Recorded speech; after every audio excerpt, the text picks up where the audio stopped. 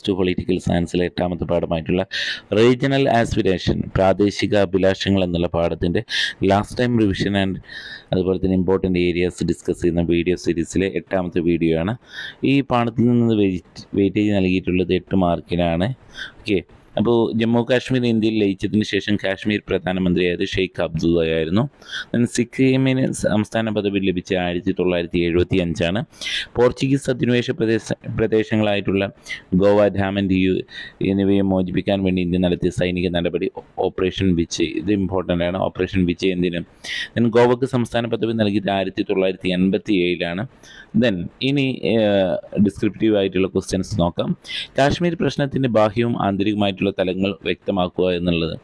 ബാഹ്യമായിട്ടുള്ള തലം നോക്കുകയാണെങ്കിൽ 1948 ജമ്മു കാശ്മീർ ഇന്ത്യൻ യൂണിയനിൽ ലയിച്ചു എന്നാണ്. രാജാ ഹരി സിംഗിൻ്റെ നേതൃത്വത്തിലായിരുന്നു. 1947 സ്വതന്ത്രമായി നിലകൊണ്ട സ്റ്റാൻഡ് സ്റ്റിൽ അഗ്രിമെൻ്റ് ആയിരുന്നു 1947.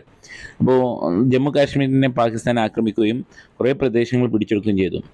കാശ്മീരിൻ്റെ ഭൂരിപക്ഷം മുസ്ലിങ്ങളായതിനാൽ കാശ്മീർ പാകിസ്ഥാൻ്റേത് എന്ന അവകാശവാദമാണ് പാകിസ്ഥാൻ മുന്നോട്ട് വെച്ചത്. ജമ്മു കാശ്മീർ ഇന്ത്യയുടെ അവിഭാജ്യ ഘടകമാണ്. അത് ഒരിക്കലും തള്ളിക്കളയാൻ പറ്റാത്ത ഒന്നായതുകൊണ്ട് തന്നെ കാശ്മീർ നമ്മുടെ അഭിമാനമായിട്ടുള്ള ഒരു പ്രദേശം ആയതുകൊണ്ട് തന്നെ അത് വിട്ടുകൊടുക്കാൻ ഇന്ത്യയും തയ്യാറായിട്ടില്ലായിരുന്നു. പാകിസ്ഥാൻ്റെ കയ്യേറ്റ ശ്രമങ്ങളെ ഫലപ്രദമായിട്ടായിരുന്നു ഇന്ത്യ നേരിട്ടിട്ടുള്ളത്. ഇന്ത്യ പാകിസ്ഥാൻ ചർച്ചകളിലും അന്താരാഷ്ട്ര വേദികളും പാകിസ്ഥാൻ കാശ്മീർ പ്രശ്നം ഉന്നയിച്ചുകൊണ്ട് തന്നെ ഇരുന്നു എന്നുള്ളതാണ്. ദെൻ ആന്തരികമായിട്ടുള്ള തലങ്ങളാണെങ്കിൽ ജമ്മു കാശ്മീരിനെ സംബന്ധിച്ചിടത്തോളം കാശ്മീരിലെ ജനങ്ങളുടെ താല്പര്യങ്ങൾക്കും അതുപോലെ തന്നെ കാശ്മീരിന് പുറത്തുള്ള ഇന്ത്യക്കകത്തുമുള്ള തർക്കങ്ങളും ഈ ആന്തരിക തർക്കങ്ങളിൽ ഉൾപ്പെടുന്നുണ്ട്.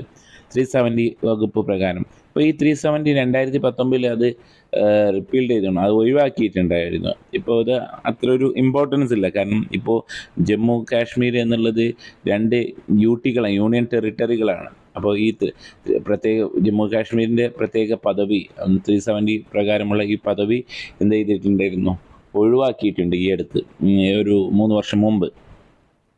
അത് ജസ്റ്റ് ഒന്ന് നോക്കി വെച്ചാൽ മതി. ദെൻ കാശ്മീരിന് പ്രത്യേക അധികാരം നൽകിയത് മറ്റ് സംസ്ഥാനങ്ങൾ എതിർത്തിരുന്നു. ഇന്നിപ്പോൾ അധികാരം ഇല്ല, അത് ഓർത്ത് വെക്കുക. ദെൻ മറ്റ് സംസ്ഥാനങ്ങളിലുള്ളതുപോലെ തന്നെ ജനാധിപത്യ പ്രക്രിയ കാശ്മീരിൽ സുഗമമായിട്ട് നടക്കുന്നില്ല. ഇപ്പോൾ അത് യൂണിയൻ ടെറിട്ടറിയാണെന്ന് ഓർത്ത് വെക്കുക. ഒരു വിഭാഗം ആരോപിക്കുന്നു കാശ്മീരിലെ രാഷ്ട്രീയത്തിൽ 3 ഗ്രൂപ്പുകളാണുള്ളത്.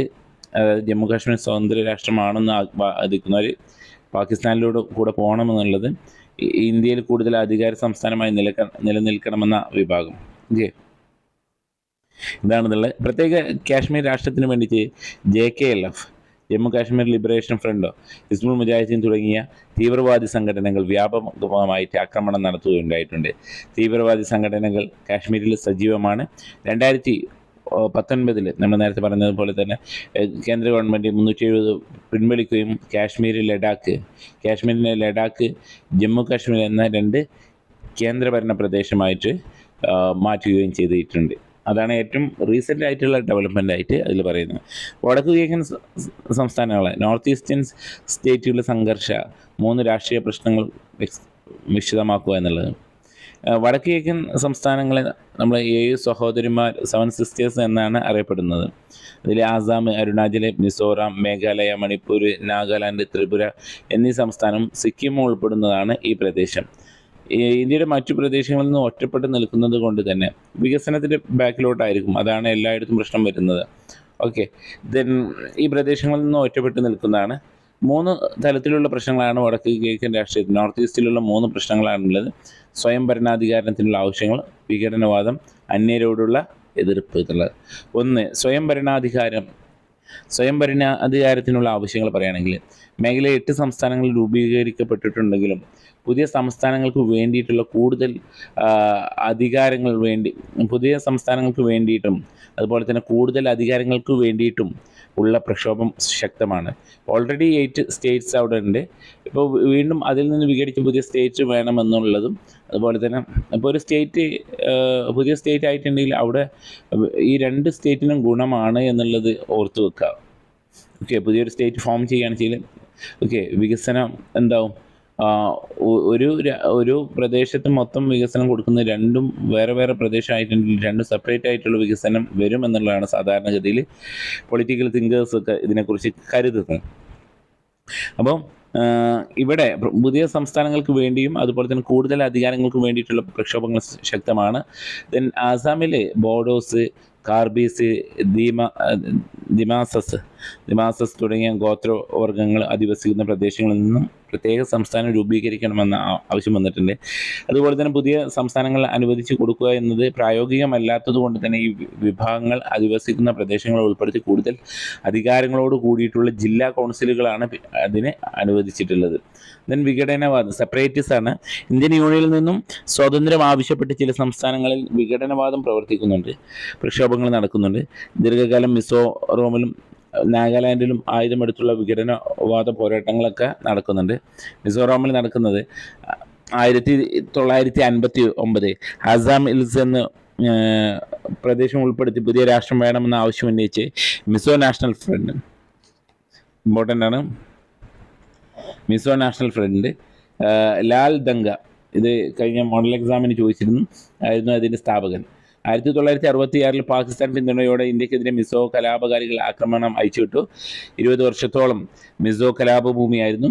സൈനിക ഇടപെടൽ ശക്തമായതിനെ തുടർന്ന് ലാൽ ദംഗ പാകിസ്ഥാനിൽ അഭയം തേടി. 1986 രാജീവ് ഗാന്ധി MNF-നുമായിട്ട് സമാധാന ചർച്ച നടത്തുകയും കരാർ ഒപ്പുവെക്കുകയും ചെയ്തു. ഇതിനെ തുടർന്ന് മിസോറാമിന് പ്രത്യേക അധികാരങ്ങളോട് കൂടിയ പൂർണ്ണ സംസ്ഥാന പദവി അനുവദിച്ചു കൊടുത്തു. വിഘടനവാദ പ്രവർത്തനങ്ങളിൽ നിന്ന് MNF മിസോ നാഷണൽ ഫ്രണ്ട് പിന്മാറി. ഇതിന് ശേഷം ഈ മേഖലയിൽ സമാധാനം നിലനിൽക്കുന്നു പ്രദേശമായി. നാഗാലാൻഡിലെ പ്രശ്നം നോക്കാം. 1951 നാഗാ നാഷണൽ കൗൺസിൽ നാഗാലാൻഡിൻ്റെ സ്വാതന്ത്ര്യത്തിന് വേണ്ടിയിട്ട് ആയുധമെടുത്ത് പോരാടാൻ തുടങ്ങി. നെഹ്റു ഗവൺമെൻറ് കലാപകാരികളുടെ പലവട്ടം സമാധാന ചർച്ചകൾ, ചില കരാറുകളൊക്കെ ഒപ്പുവെപ്പിച്ചു. എന്നാൽ ഇത് അംഗീകരിക്കാൻ ചില തീവ്രവാദി വിഭാഗങ്ങൾ തയ്യാറായില്ല. 2015 കേന്ദ്ര ഗവൺമെൻറ് നാഗാലാൻഡിൻ്റെ ഒരു പ്രബല തീവ്രവാദി സംഘടനയുമായി സമാധാന കരാർ ഒപ്പുവെച്ചു. മറ്റു തീവ്രവാദ സംഘടനകളുമായി ചർച്ചയ്ക്കുള്ള ശ്രമങ്ങൾ നടന്നു വരുന്നു. ഒരു അൺട്രസ്റ്റ് ഉള്ള ഒരു ഏരിയയാണ് നാഗാലാൻഡ് എന്നുള്ളത്. മൂന്നാമത് ഇതാണ് അന്യരോടുള്ള എതിർപ്പ് എന്നുള്ളത്. വടക്കു കിഴക്കൻ നോർത്ത് ഈസ്റ്റേൺ സംസ്ഥാനങ്ങൾ വലിയ തോതിലുള്ള കുടിയേറ്റമാണ് പ്രക്ഷോഭത്തിൽ. അതായത് 1971 ബംഗ്ലാദേശിൽ നിന്നൊക്കെ 80 ലക്ഷത്തോളം ആൾക്കാർ ഈ ഏരിയയിലേക്കാണ് കുടിയേറിയിട്ടുള്ളത്. അപ്പോൾ അവരെയൊക്കെ അവിടെ നിന്ന് പുറത്താക്കണമെന്നുള്ള അല്ലെങ്കിൽ മറ്റുള്ളവരോടുള്ള വെറുപ്പാണുള്ളത്. നമുക്ക് 1979-85 വരെ ഉണ്ടായിട്ടുള്ള ആസാമിലുണ്ടായ പ്രക്ഷോഭത്തിൻ്റെ പ്രധാനപ്പെട്ട കാരണം കുടിയേറ്റക്കാരോടുള്ള എതിർപ്പാണ്, അന്യരോടുള്ള എതിർപ്പാണ്. തദ്ദേശീയ ജനങ്ങളെക്കാൾ കൂടുതലായ കുടിയേറ്റ ജനവിഭാഗങ്ങൾ എല്ലാ ആനുകൂല്യങ്ങളും കൈപ്പറ്റുകയും തദ്ദേശീയ ജനവിഭാഗം അവഗണിക്കപ്പെടുകയും ചെയ്തു എന്ന ആരോപണം ഓൾ ആസാം സ്റ്റുഡൻസ് യൂണിയൻ പോലുള്ള സംഘടനകൾ എന്ത് ചെയ്തിട്ടുണ്ട്, കുടിയേറ്റക്കാർക്കെതിരെ പ്രക്ഷോഭം നടത്താൻ കാരണമായിട്ടുണ്ട്. 1951 മുതൽ ആസാമിന്റെ മണ്ണിൽ കുടിയേറിപ്പാർത്ത് വിദേശികളെ പുറത്താക്കണമെന്ന് അവർ ആവശ്യപ്പെട്ടു. 1985 രാജീവ് ഗാന്ധി തീവ്രവാദികളുമായിട്ട് ചർച്ച നടത്തി സമാധാന കരാറിൽ ഒപ്പുവെച്ചു. എന്നാൽ ഇപ്പോഴും ആസാമിലും മിസോറാമിലും അരുണാചൽ പ്രദേശിലും അന്യർക്കെതിരെയുള്ള പ്രതിഷേധങ്ങൾ ശക്തമാണ് എന്നുള്ളത്. പ്രാദേശിക അഭിലാഷങ്ങൾ സൃഷ്ടിച്ച സംഘർഷങ്ങളിൽ നിന്ന് ഇന്ത്യൻ ജനാധിപത്യം ഉൾക്കൊണ്ട പാഠങ്ങൾ എന്തെല്ലാം എന്നുള്ളത് ഈ ചോദ്യം ഇമ്പോർട്ടൻ്റ് ആയിട്ടുള്ള ഒരു ചോദ്യമാണ്. ഈ ഇത്തരത്തിലുള്ള റീജിയണൽ ആസ്പിരേഷനിൽ നിന്ന് നമ്മൾ പഠിച്ച പാഠങ്ങൾ എന്തൊക്കെയെന്നാണ് നോക്കുന്നത്. ഒന്ന്, പ്രാദേശിക താല്പര്യങ്ങളും സംഘർഷങ്ങളും ജനാധിപത്യ രാഷ്ട്രീയ ഭാഗം തന്നെയാണ്. അപ്പോൾ ഈ പ്രാദേശികമായിട്ടുള്ള സംഘർഷങ്ങളും അതുപോലെ തന്നെ താല്പര്യങ്ങളൊക്കെ ജനാധിപത്യത്തിൻ്റെ ഭാഗമായി തന്നെയാണ്. രണ്ട്, പ്രാദേശിക താല്പര്യങ്ങളിൽ നിന്നുണ്ടാകുന്ന സംഘർഷങ്ങൾ പരിഹരിക്കുന്നതിന് സമാധാനപരമായിട്ടുള്ള ചർച്ചയാണ് അനുയോജ്യമെന്നുള്ളത് ഗവൺമെൻറ് തിരിച്ചറിഞ്ഞിട്ടുണ്ട്. സംസ്ഥാന ദേശീയ തലങ്ങളിലുള്ള അധികാരത്തിൽ പ്രാദേശിക പാർട്ടികൾക്കും സംഘടനകൾക്കും പങ്കാളിത്തം നൽകേണ്ടതിൻ്റെ ആവശ്യകത ഗവൺമെൻറ് തിരിച്ചറിഞ്ഞിട്ടുണ്ട്. നാലാമത്തെ, സാമ്പത്തിക വികസനത്തിലുള്ള അസന്തുലിതാവസ്ഥ. നമ്മൾ പറഞ്ഞു, ഡെവലപ്മെൻറ്റ് കുറയുന്ന സമയത്താണ് നമ്മൾ അതിൻ്റെ ഭാഗമല്ല എന്ന് തോന്നുന്നതും വിഘടനവാദം തുടങ്ങുന്നു. അപ്പോൾ സാമ്പത്തിക വികസനത്തിനുള്ള അസന്തുലിതാവസ്ഥ പ്രാദേശികവാദത്തിന് സംഘർഷത്തിനും കാരണമാകുമെന്ന് തിരിച്ചറിവ് ഉണ്ടായിട്ടുണ്ട്. ഇത്രയുള്ള ഈ പാഠത്തിൽ ഡിസ്കസ് ചെയ്യാൻ. Thank you.